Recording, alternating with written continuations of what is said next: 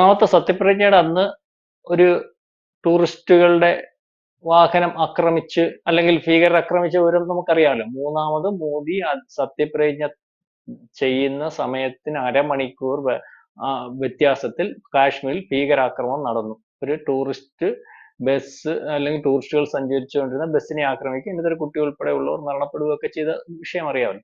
അപ്പൊ അതിനുശേഷം ഇങ്ങോട്ട് പരിശോധിക്കുമ്പോൾ പല ഘട്ടങ്ങളിലായി പല മേഖലയിൽ ജോലി ചെയ്തിരിക്കുന്ന തൊഴിലാളികൾ ഉൾപ്പെടെ പലയിടത്തും ഈ പറയുന്ന ഭീകരാക്രമണം വളരെ കൂടുതലായിട്ട് റിപ്പോർട്ട് ചെയ്യുകയും ഈ 370-ാം വകുപ്പ് എടുത്തു കളഞ്ഞതിന് ശേഷം കാശ്മീർ ഒരുപക്ഷെ ടെററിസത്തിനകത്ത് മുങ്ങി നിന്ന സമയത്ത് 370-ാം വകുപ്പ് എടുത്തു കളയുകയും കേന്ദ്ര ഗവൺമെന്റ് അവിടെ കേന്ദ്രം നേരിട്ട് മേൽനോട്ടത്തിൽ ആ കാശ്മീരിൽ സമാധാനം കൊണ്ടുവരുന്നതിനും ടെററിസം ഇല്ലായ്മ ചെയ്യുന്നതിനും ഒക്കെ ശ്രമിക്കുന്നത് ഒരു പരിധി വരെയല്ല, ഏതാണ്ട് 95% വിജയത്തിലേക്കെന്ന് ലോകം ഉൾപ്പെടെ ഉള്ളവർ ഇന്ത്യയിൽ ഉടനീളം ലോകത്തുൾപ്പെടെ ഉള്ളവരും ഇന്ത്യയിൽ ഉടനീളം വിലയിരുത്തപ്പെടുമ്പോഴാണ് സുപ്രീം കോടതി ഇടപെടുകയും അവിടെ ഇലക്ഷൻ നടത്തണമെന്ന് പറയുകയും അവിടെ ഇലക്ഷൻ നടത്തി ഒമർ അബ്ദുള്ളയുടെ ഭാഗമായിട്ടുള്ള ഗവൺമെന്റ് അധികാരത്തിൽ വരികയും ഒക്കെ ചെയ്തു.